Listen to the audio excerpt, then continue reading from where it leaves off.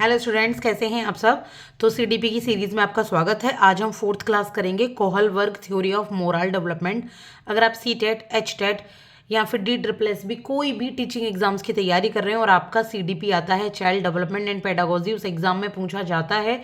Weather आप यहाँ पर बीएड भी कर रहे हैं तो यहाँ से आप तैयारी कर सकते हैं हैंड रिटन नोट्स के थ्रू। बहुत ही आसान, बहुत ही कंसाइज वे में मैं यहाँ पर आपको पढ़ा रही हूँ सीडीपी। तो चलिए आज चौथी क्लास को स्टार्ट करेंगे। इससे पहले मैंने प्याजे की थ्योरी ऑफ कॉग्निटिव डेवलपमेंट करा दी है। आज हम मोरल डेवलपमेंट की थ्योरी पढ़ेंगे। तो जो मोरल डेवलपमेंट है यानी कि नैतिक विकास की थ्योरी दी है कोहलबर्ग ने। प्याजे ने दी थी दिमागी विकास की थ्योरी, कोहलबर्ग ने दी है नैतिक विकास की, जिससे नैतिकता आती है, अच्छा सोचना, अच्छा बोलना, यहाँ पे अच्छा करना किसी के प्रति आता है। तो चलिए स्टार्ट करें। तो हम पहले थ्योरी में पढ़ेंगे क्या, हम पढ़ेंगे इसकी थ्योरी को, कोहलबर्ग ने क्या थ्योरी दी है, इसके अंदर के कॉन्सेप्ट को, लेवल क्या क्या दिए हैं कोहलबर्ग ने अपनी थ्योरी में, और इसका फिर इवैल्यूएशन करेंगे थ्योरी का। उसके बाद क्रिटिसिज्म करेंगे थ्योरी को, जिन्होंने भी क्रिटिसाइज किया है, क्योंकि आलोचना भी जो बहुत जरूरी है। आलोचना का मतलब बुराई करने नहीं होता, आलोचना का मतलब होता है ताकि कुछ और चीज़ें हमें बेहतर मालूम पड़े, आगे कुछ और स्टडी हो सके। और इसके बाद हम पढ़ेंगे एजुकेशनल इम्प्लीकेशंस, यानी कि पढ़ाई में इसका क्या योगदान है, इस थ्योरी का पढ़ाई में, एजुकेशन में ये कैसे हेल्प करती है। तो सबसे पहले हम पढ़ते हैं इंट्रोडक्शन यानी कि थ्योरी को। देखिए लोरेंस कोहलबर्ग कौन थे, ये एक साइकोलॉजिस्ट थे, हार्वर्ड यूनिवर्सिटी में इन्होंने पढ़ाई की थी, वहाँ के साइकोलॉजिस्ट थे हार्वर्ड यूनिवर्सिटी के। 1927 में पैदा हुए थे और जगह का नाम था ब्रोंक्स विले न्यूयॉर्क। ब्रोंक्स विले न्यूयॉर्क में यहाँ पे इनके अपब्रिंगिंग हुई थी, यहाँ ये बड़े हुए थे। अब बात क्या है, ये थे साइकोलॉजिस्ट, ये प्याजे से बहुत ज़्यादा प्रभावित थे, प्याजे की थ्योरी में बहुत ज़्यादा इंटरेस्टेड थे। तो प्याजे कैसे कि बच्चों का दिमाग का विकास तो प्याजे ने कर लिया, वो चाहते कि इसकी स्टडी को मैं आगे बढ़ाऊं और अब बच्चे के नैतिक विकास पर मैं बात करूं। ठीक है, इस तरीके की बहुत सी थ्योरी आप आगे अभी देखते चले जाएंगे सीडीपी में। तो प्याजे में बहुत ज़्यादा इंटरेस्टेड थे, प्याजे की थ्योरी, जीन प्याजे की थ्योरी में। तो इन्होंने जो बच्चे होते हैं और जो एडोलेसेंट होते हैं यानी कि जो आपके टीनेजर्स होते हैं, तो उनको इन्होंने इंटरव्यू किया, यानी कि उन्होंने परखा, जाना, समझा मोरल इश्यूज़ पर। कोई मोरल इश्यू इन्होंने उठाए कुछ और उन पर बच्चों को परखा और प्याजे के काम को इन्होंने आगे बढ़ाया। चिल्ड्रन की जो मोरल रीजनिंग और डेवलपमेंट है उनमें इन्होंने बहुत अच्छा योगदान दिया और एक्सटेंशन की प्याजे की थ्योरी को बढ़ाया आगे। ठीक है, इन्होंने क्या किया, इन्होंने हजारों सैकड़ों बच्चों पे, अलग अलग एजेस के बच्चों पे, अलग अलग कल्चर में, अलग अलग कंट्रीज में और अलग अलग टाइप की फैमिलीज में जाकर स्टडी की। ठीक है, कैसे स्टडी की, चलिए उसको हम पढ़ते हैं। सबसे पहले इन्होंने मोरल डेवलपमेंट का एक कॉन्सेप्ट दिया कि मोरल डेवलपमेंट क्या होता है, पहले हम यही समझ लेते हैं। तो इन्होंने कहा कि जो चिल्ड्रन है, बच्चे मोरल जजमेंट बनाते हैं अपने दिमाग के हिसाब से, अपने दिमाग के लेवल के हिसाब से। अब प्याजे ने दिमाग के लेवल दिए हैं, आपको बताइए कि छोटे बच्चे इतना सोच पाते हैं, बड़े बच्चे फिर इतना ज़्यादा सोच पाते हैं, उससे बड़े इतना सोच पाते हैं। तो प्याजे ने दिए, तो इन्होंने यही बताया कि जैसे जैसे बच्चे का इंटेलेक्चुअल डेवलपमेंट होता है वैसे वैसे बच्चे के मोरल जजमेंट चेंज होते रहते हैं, जो नैतिकता है ना बच्चों में वो भी बदलती रहती है। और जैसे ही उनकी अपब्रिंगिंग होती है, यानी कि जैसा बच्चों का पालन पोषण होता है, जैसे उनके अनुभव होते हैं सीखने के अपने एनवायरनमेंट में, तो उससे बच्चे का मोरल डेवलपमेंट चेंज होता है, बच्चे की फैमिली कैसी है। ठीक है, तो ये है मोरल डेवलपमेंट के बारे में इन्होंने ये बात कही। फिर उन्होंने मोरल डेवलपमेंट को डिफाइन भी किया। इन्होंने क्या कहा, इन्होंने कहा कि मोरल डेवलपमेंट क्या होता है, development of an individual sense of justice. जब किसी भी इंसान को जस्टिस की सेंस जब डेवलप होती है, जैसे एक इंसान को पता लगे कि ये जो मैं कर रहा हूँ ये सही है, वो जो लेवल होते हैं उसको ही मोरल डेवलपमेंट कहते हैं। वही जो सही करना होता है वो आगे दर आगे हमें उसके और रीज़न पता चलते चले जाते हैं, हम क्यों बेस्ट कर रहे हैं, हमें ये सारी जानकारी हो जाती है, इसको कहते हैं मोरल डेवलपमेंट। अब इन्होंने एक स्टोरी बताई है जो है जो सबसे ज़्यादा फेमस है और ये पूछी भी जाती है कि एक हेंज की स्टोरी है, वो कौन सी थ्योरी में दी गई है। तो Kohlberg theory of moral development की स्टोरी है हेंज। क्या स्टोरी है, चलिए। एक औरत है, वो कैंसर से पीड़ित है, कैंसर की मरीज है वो, हेंज उसका पति है। ठीक है, अब कैंसर का इलाज करने के लिए एक रेडियम टाइप की एक ड्रग आती है जो रेडियम की कुछ किरणों से बनी है, बहुत एक्सपेंसिव है ये, और जहाँ से ये ड्रग मिलती है, ये दवाई मिलती है, तो वो जो केमिस्ट की शॉप है जिसने इस दवाई की खोज की थी वो इस दवाई को बेच रहा है, लेकिन ये 10 गुना ज़्यादा दामों से बेच रहा है। जैसे $200 की ये है तो वो $2000 की इसको बेच रहा है। अब हेंज ने उससे बहुत कहा कि भाई मेरे को ये दवा दे दो, मेरी पत्नी मर जाएगी बिल्कुल अगर तुम दवा दे देते हो, देखिए भला होगा तुम्हारा। वो नहीं मानता, वो कहता है मैंने इतनी अच्छी स्टडी की है, मैं तुम्हें इस दवा को नहीं बेच सकता सस्ते में, मुझे 10 गुना दाम चाहिए, मुझे नहीं पता कैसे भी करके तुम लेकर आओ। अब हेंज ने आसपास से वॉर करे किए कुछ पैसे, उस पर बस $1000 ही यहाँ पर हो पाए, तो 1000 नहीं थे, तो फिर भी उसने शॉपकीपर ने यानी कि केमिस्ट ने दवा नहीं दी। अब हेंज को लगा कि इससे तो उसकी वाइफ की मृत्यु हो जाएगी, वो अपनी वाइफ को बहुत प्यार करता था। उसने जाकर केमिस्ट की शॉप से वो दवा चुरा ली और अपनी पत्नी का इलाज करा लिया। तो ये है यहाँ ये स्टोरी। अब इसी स्टोरी पर पूरी हमारा जो कोहलबर्ग का मोरल डेवलपमेंट है वो बेस है। आई होप कि आपने समझ ली होगी। अगर फिर भी थोड़ी बहुत नहीं आई है तो बैक करके प्लीज़ 1 से 2 मिनट की स्टोरी दोबारा से सुन लीजिए। अब आता है मोरल डिलेमा। क्या मोरल डिलेमा है, यानी कि क्या दुविधा है भाई।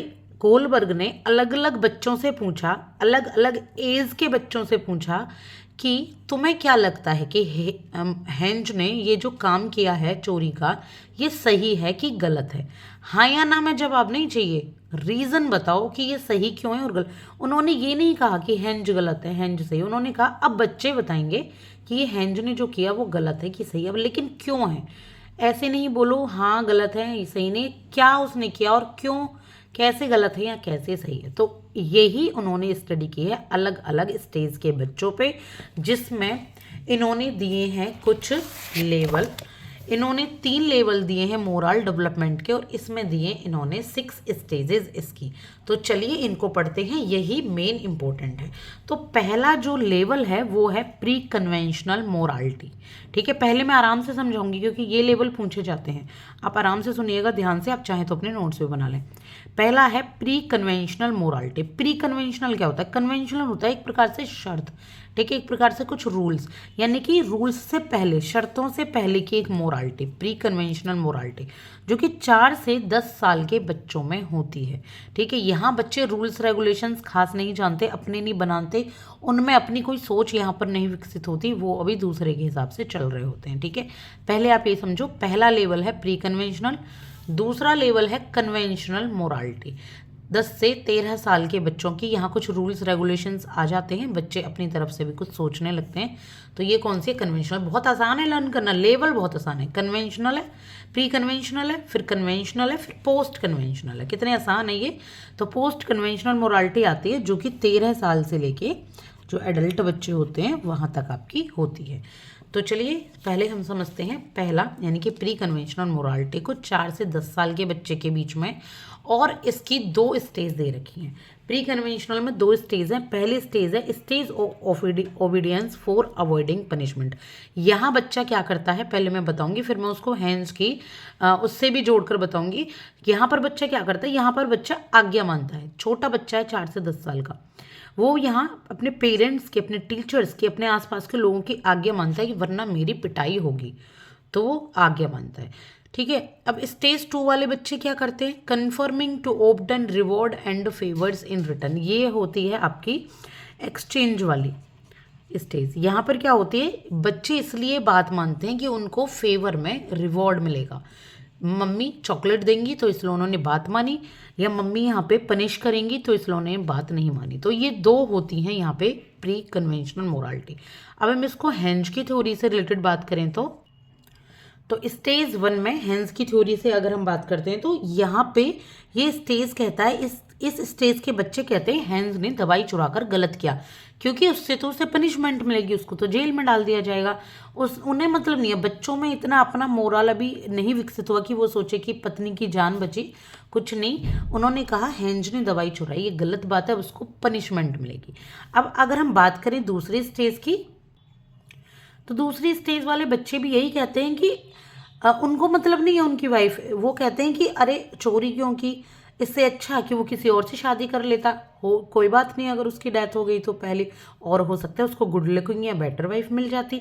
तो इस तरीके से सोचते हैं। इनमें अभी इतने इमोशंस यहाँ नहीं जगे हैं कि ये इतना ज़्यादा सोचें कि वो अपनी ही वाइफ से प्यार करता था इसलिए उसने चोरी की। वो कहते क्यों की चोरी, ज़रूरत ही नहीं थी करने की, किसी और से शादी कर लेता। तो ये है दोनों ही स्टेज की बात। अब हम बात करेंगे कन्वेंशनल मोरालिटी की। तो यहाँ पर बच्चों में गुड बॉय और गुड गर्ल की फीलिंग आ जाती है। यहाँ पे ना एक दूसरे के साथ अच्छे संबंध स्थापित करने की कोशिश करते हैं बच्चे।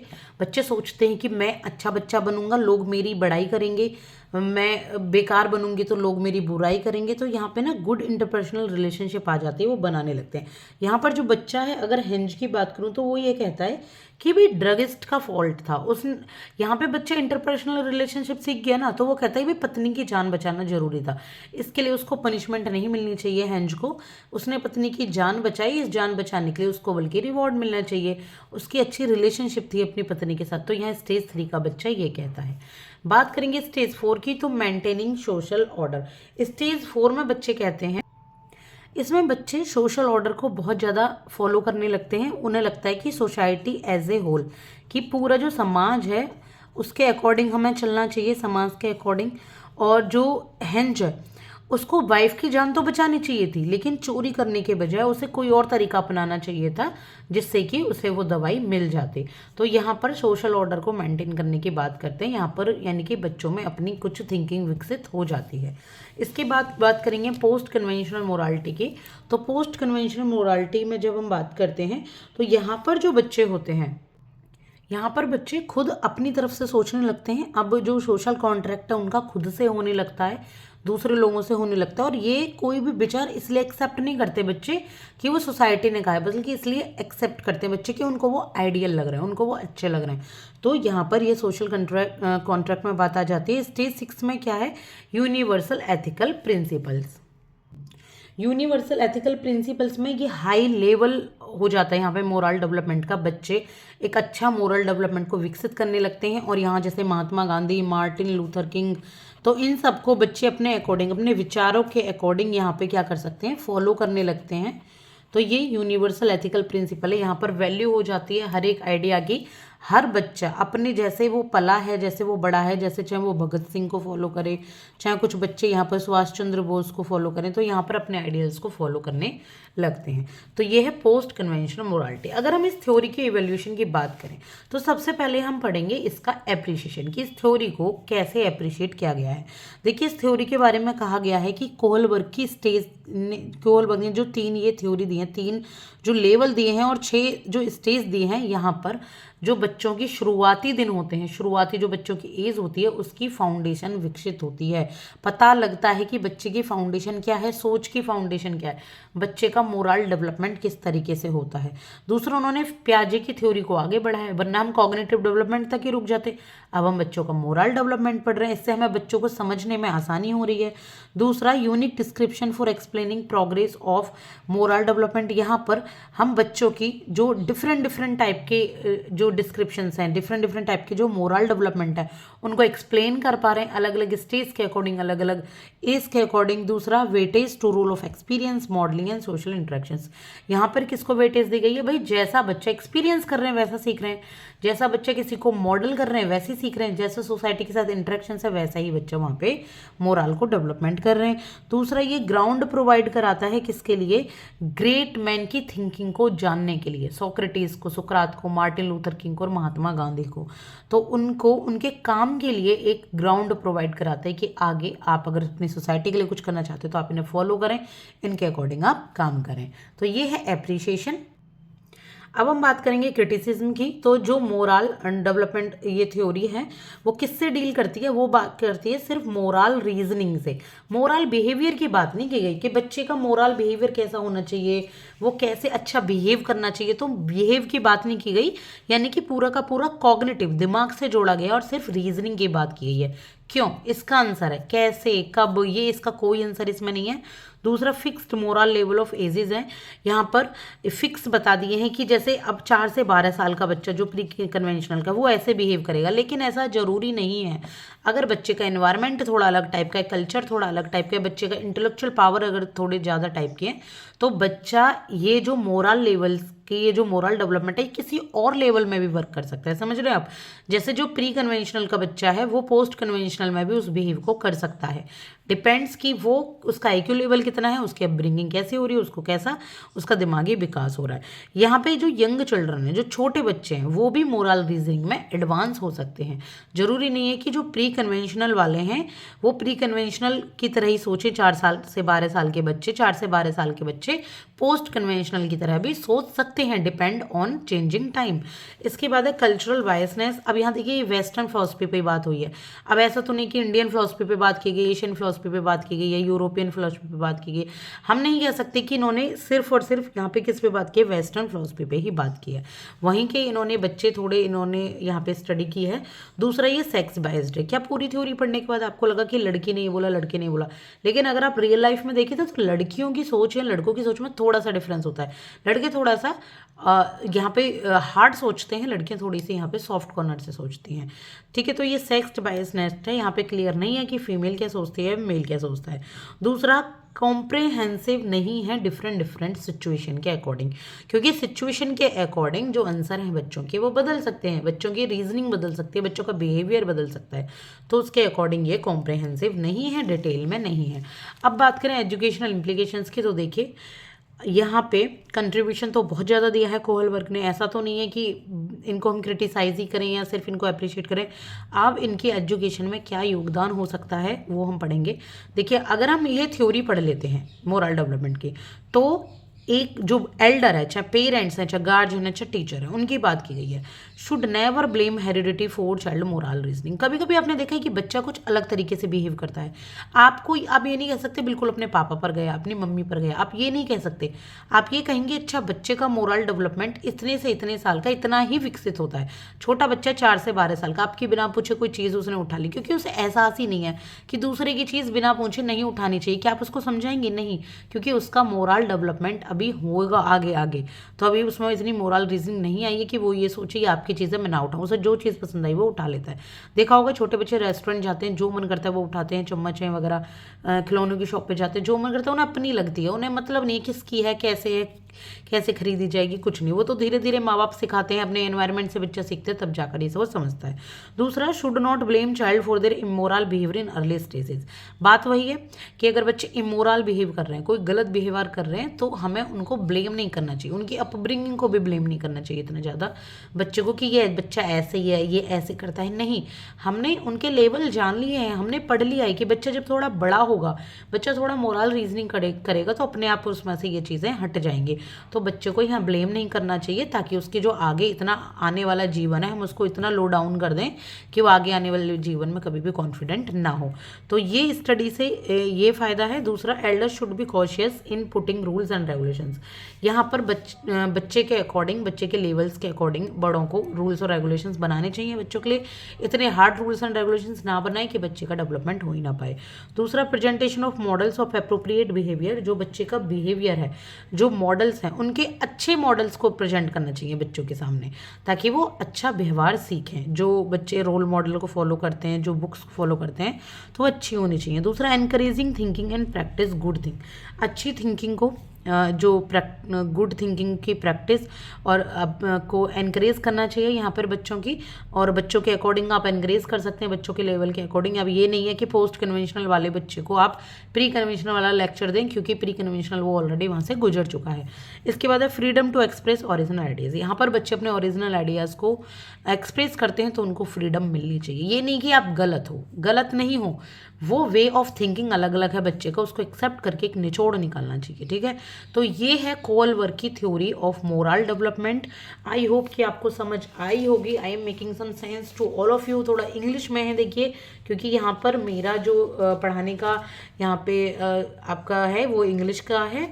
तो आई होप कि आपको समझ आई होंगी। प्लीज़ अगर आप नए हैं तो सब्सक्राइब कर लीजिएगा चैनल को, आपको इसी तरीके हेल्प मिलती रहेगी और भी बहुत सारे टीचिंग एग्जाम्स के लिए आपको काफ़ी ज़्यादा हेल्प मिलेगी। Thank you so much.